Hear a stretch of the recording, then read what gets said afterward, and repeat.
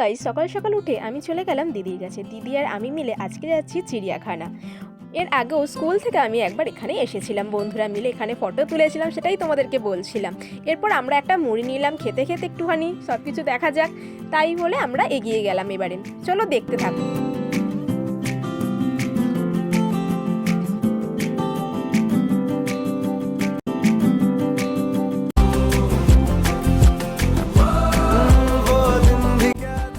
সিংহটাকে আমরা কাছ দিয়ে কিন্তু দেখতে পাইনি, কিন্তু কিছুক্ষণ পরেই যখন আমরা চিতাবাঘ দেখলাম পুরো সামনে দিয়ে, আমরা ভাবতে পারিনি যে এতটা সামনে দিয়ে দেখবো বলে।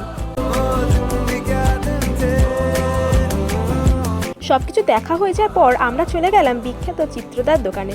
ওখানকার খিচুড়ি নাকি খুব সুন্দর, তাই জন্য আমরা একটু টেস্ট করে নিলাম। আর এরপরে দিদি চলে গেল বাড়িতে, আর আমিও চলে এলাম আমার ঘরে। সো আজকে এই পর্যন্তই, দেখা হবে অন্য কোনো ব্লগে। চলো বাই।